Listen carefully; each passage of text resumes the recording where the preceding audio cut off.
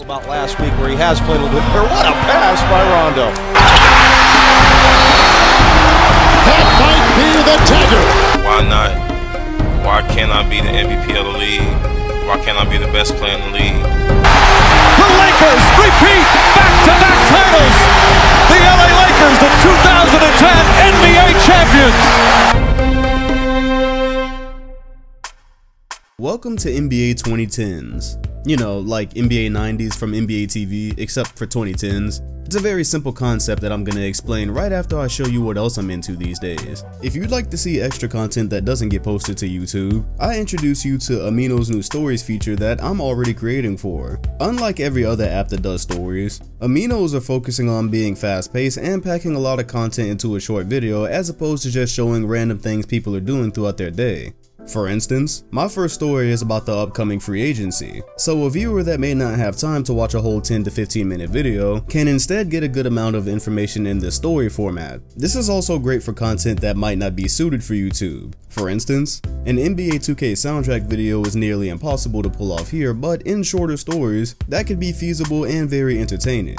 So if you're interested in supporting my stories or watching them in general, make sure to click the links in both the comment section and the description, or search Amino apps in your app store. Search Dom2K in the user search bar to find my stories, and be sure to follow so you can be notified when I post new ones. So we're headed into the 2020 NBA season, which not that long ago sounded super duper futuristic. Yet here we are where a champion has been crowned for every year in the 2010s. It's the first decade of basketball that I got to experience from start to finish, and I have some memories. So it's pretty simple. In this series, we're just gonna go through numerous events, numerous moments from the 2010s, and review them fully. What the event actually was, what impact it had, what could have happened if something different would have happened within the event, and what it felt like to actually be going through it at that time. I've already had plenty of help from many of you who responded to my question there on Instagram, where I basically just said throw out some topics from the 2010s and I'm gonna cover them in this series. And the gist of this is that it's supposed to be very chill. So just imagine us in a barbershop just shooting shits about the good old days, because we have a lot to cover and it'll get done way more efficiently this way. And since the Los Angeles Lakers just so happen to be relevant again, and look to be putting together a super team, just maybe, we're gonna look at the super team that failed, and specifically, Dwight Howard. This was supposed to be Dwight Howard on the Lakers. This was actually Dwight Howard on the Lakers. And hey, now we know exactly why Nash would not give him the ball that day in Miami. Let's take it back to 2013 for a bit. The amazing 2013 NBA season. What can I say about this year? What can I say about Dwight Howard to the Lakers? What was going on? Well, first things first, the Miami Heat were fresh off of their first NBA championship of the Big Three era. They were able to make up for what happened in 2011, and they'd gotten even better actually for 2013. Because right after winning the NBA championship, they go and they sign Ray Allen. Yes, Ray, who was still a pretty important part of the Boston Celtics at the time. He joins a team that had just won the NBA championship. And a move like that, all things considered, it had teams trying to match them. They were the best team in the NBA, they were the most talented team in the NBA. And mind you that the Kobe and LeBron thing was still going on around this time. So there was no concession in that argument yet. That was LeBron's first championship. But the Lakers, however, they'd taken a step back since 2010. They were not the same perennial powerhouse that they were. And Kobe and Gasol, they needed to be revitalized because they'd been eliminated twice by then. They got swept by the Mavericks in 2011, then in 2012, which was the lockout year, the Thunder did them in 5 games. So straight up, they just needed a power move. Their first order of business that summer was going and trading for Steve Nash. And nobody could have predicted how that was going to turn out, right? Because Nash, to my memory, was still averaging about 12 assists on a Suns team where the next best player was like Marcin Gortat. Stoudemire had already left him, but Nash was still a very viable point guard at the time. Especially on a team with Kobe and Gasol. People were happy to see that happen on paper, but at the same time as that was happening, well, not really at the same time, a couple of months earlier, there was the entire spat with Dwight Howard and the Orlando Magic, and that got very confusing. At the end of 2012, it became kind of like a do or die situation for the Magic because Dwight is their only star, and 2013 was going to be an option year for him. So the Magic pretty much gave him an ultimatum. They said, you gotta sign on for the option year or we're gonna trade you now. And At the time that it was all happening, when he was coming up on that deadline, they were threatening to go ahead and just send him to the Lakers. So it happened that summer, but they were going to send him to the Lakers beforehand at the end of the 2012 season. But apparently they weren't the top destination for him. Dwight was looking at other places like the Nets, the Mavericks,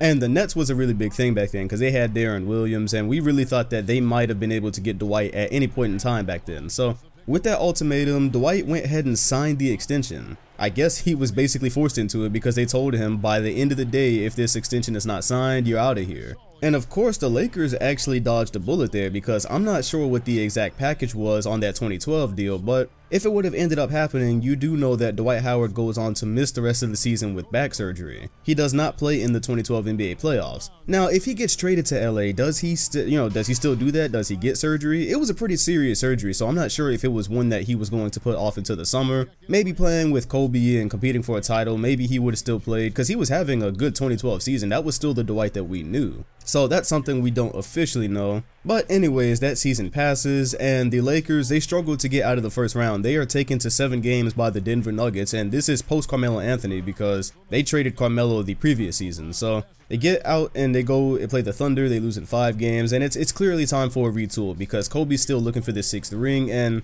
he can still play. As a matter of fact, 2013 goes on to be arguably his best season. So right before that, in August, here was the reported deal. It was a 4-team trade. The Lakers sent Andrew Bynum to the Philadelphia 76ers.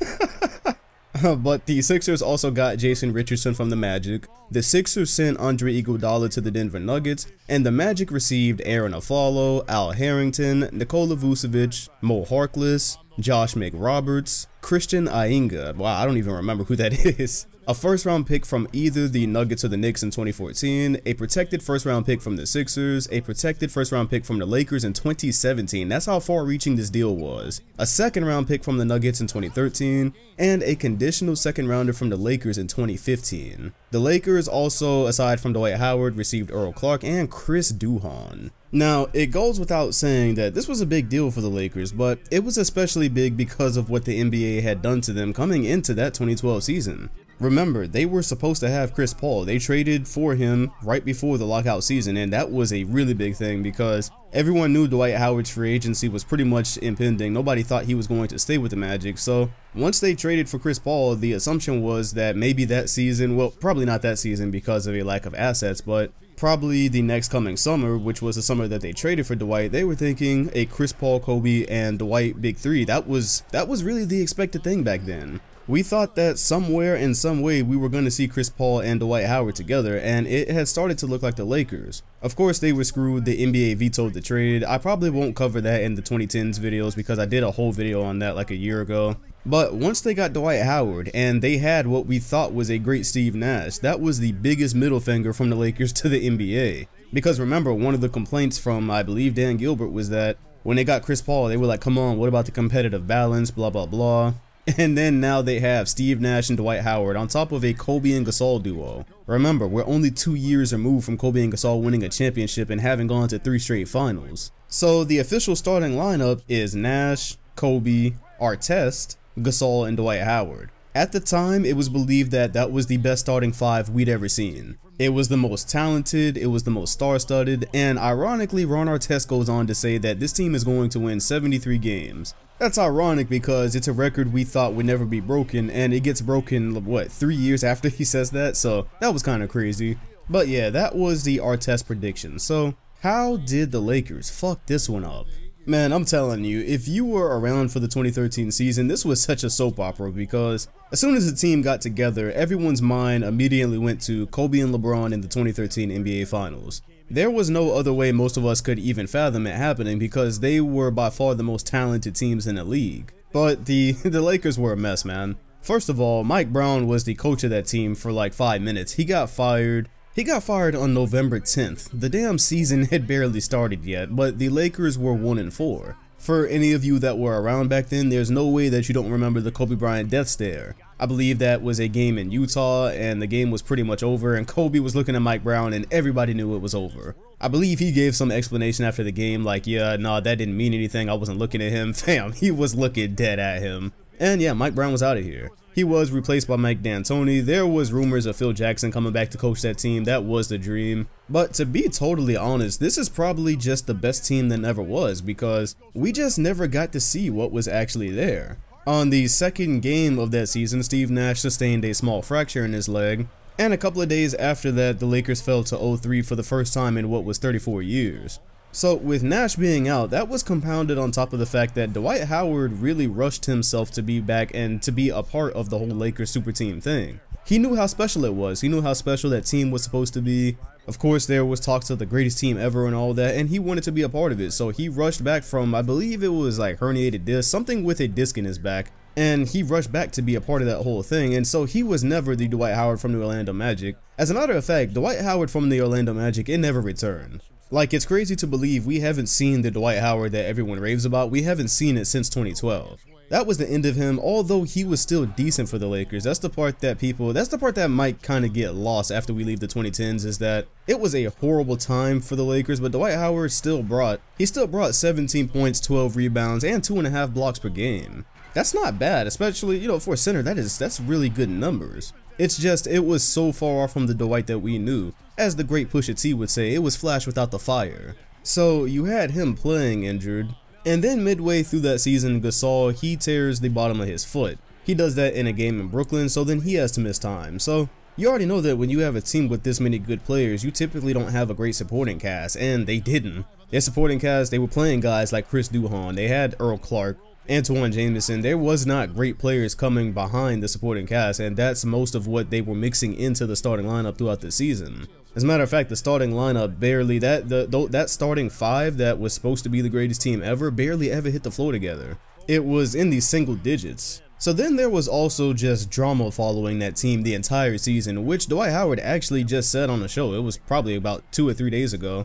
He said a lot of it was false. He said him and Kobe never really had problems. During that season, you saw Kobe and Dwight joking around with a picture posted to Twitter, I guess, where they were like fake fighting in the locker room trying to make a joke of the media. But who knows, because we remember the next time Kobe gets to see Dwight and Dwight is in a Houston jersey, Kobe's calling him soft, and who knows, maybe it's just competition. But that was going on much of the season. Public spats on the court, of course the one I showed at the beginning with Steve Nash. That was just very symbolic of that team's chemistry. And all of this indirectly ended Kobe's career. 2013 was the last time we saw Kobe. What came back was not Kobe Bryant. That was like Full Metal Alchemist when they tried to bring their moms back and it was like a zombie or some shit. That was the Kobe we got back. Kobe that season, again, probably played his best basketball, put up amazing numbers, was literally just trying to will the Lakers to the playoffs, because the idea was probably that if they could just get this team to the playoffs and have guys be on the floor, they thought they could compete with anybody. They thought that if they could just get there and they could have Howard and Gasol and Kobe at minimum, right? And then Artest as well. At minimum, if they could have those guys on the floor, they were thinking they could compete with anybody. But being that they were at the bottom of the West most of the season, and then they ended up the 8th seed, I'm not really sure, even healthy, that they would have beaten that year's Spurs. That year's Spurs was only probably a little bit worse than the 2014 Spurs, and we know how great they were. So anyways, what's interesting here is we all know Kobe goes down and tears his Achilles right before the season ends, and that takes all the air out of the Lakers season. All that's left at that point really is Gasol and Howard. Steve Nash played 2 games in that series, but he was a complete shell of himself by that point. That was also the last season. As a matter of fact, no, 2012 was really the last season we saw Nash that really resembled the Nash that we knew. But the interesting thing here is the impact that season had. That really screwed the Lakers up until last season when they got LeBron. The idea was that they were going to have this super team and that they were going to compete, and that Dwight Howard was going to stay long term and he was going to take them through the rest of the 2010s. That was the idea.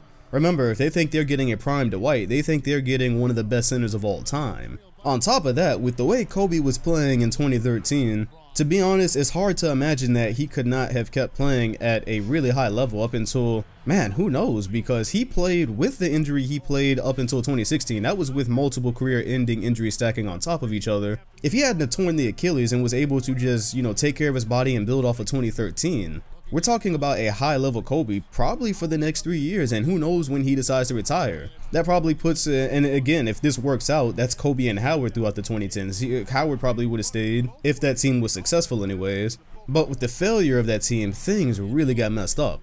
The team totally changed. Dwight Howard left and Kobe came back the next year.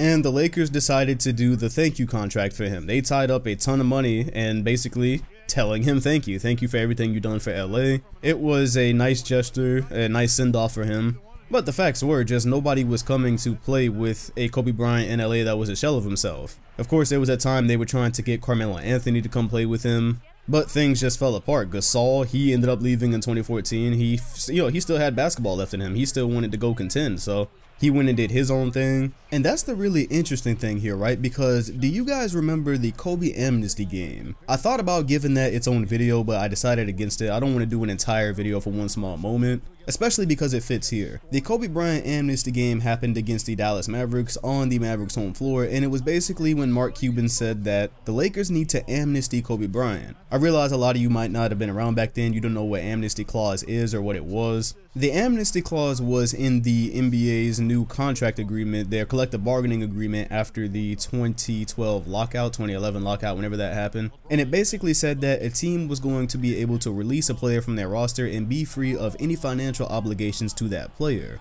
That meant that they were going to be able to clear salary cap space. And it was kind of like a trump card. If shit just wasn't working out, they get to, go back. They get to redo it. So Mark Cuban said that the Lakers should amnesty Kobe Bryant. He later said that it was just hypothetical and he was trying to use it as an example to explain the CBA to people. But he used that specific example because the Lakers had the highest payroll and the highest paid player in the league at the time. Of course, Kobe Bryant responded by dropping 38 and 12 on their heads, and he crossed OJ Mayo pretty disgustingly that game. And the simple thing there is, look, nobody would have amnestied Kobe Bryant back then. Nobody knew that he was going to tear his Achilles. Whatever money they had in Kobe, whatever money they wanted to give Kobe at that time, it was totally worth it. Especially at that time, he was still top 5, probably top 2 in the league at that specific point.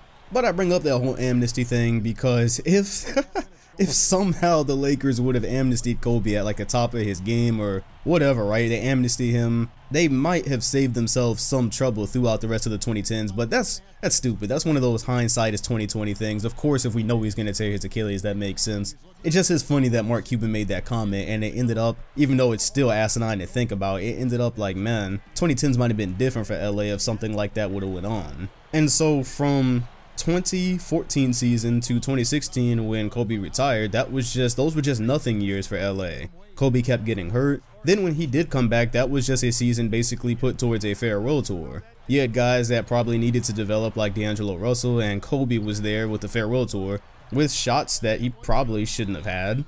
And then when he retired, they were kind of left to just figure out the new era of LA.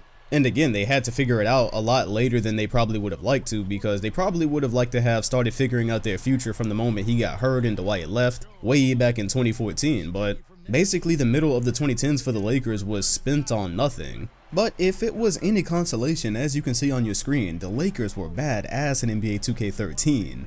Do y'all remember playing NBA 2K13 online? And this was back when you could actually select your teams when you know who your opponent was going to select. So anytime your opponent selected the 2013 Lakers, you immediately selected the 2013 Heat. Because in the game, they were what they were supposed to be in real life. In the game, Dwight Howard was still Dwight Howard. That wasn't really accurately reflected because it was hard to reflect that drop-off since his stats were still kind of close. But it wasn't Superman. He was still Superman on the Lakers in 2013. Then you had Gasol, then you had Kobe, of course, playing at a super high level. Then, of course, once the roster was actually healthy, man, that team was so goddamn unfair in 2K.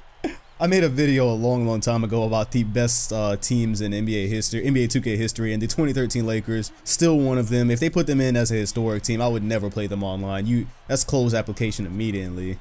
So the fact that we're sitting here now, June 29th, 2019, waiting on Kawhi Leonard to possibly join Anthony Davis and LeBron James, I have a feeling that Lakers fans feel like this is some sort of redemption. This is some sort of payback for the whole Chris Paul thing, for how most of the 2010s were taken from them with Kobe Bryant's injury, and then this super team not working out. I would wager to bet y'all probably feel pretty damn good about yourself right now. You get to possibly start the 2020s with one of the most the most talented big three we've ever seen. And then whenever LeBron does retire, you're hoping that you'll have Kawhi and Anthony Davis to keep going forward. That's the hope if Kawhi does sign there. Who knows, maybe y'all deserve this after the way the 2010s treated you. Anyways, that is all for today. That is the failed Lakers super team. That is Dwight's time with LA. Let me know which 2010 subject you want me to cover next, because there are plenty. Hit the like button, comment, and sub if you enjoyed, and hit the bell next to my name if you want notifications on future videos. Thanks for watching, and I'll see you all in the next one.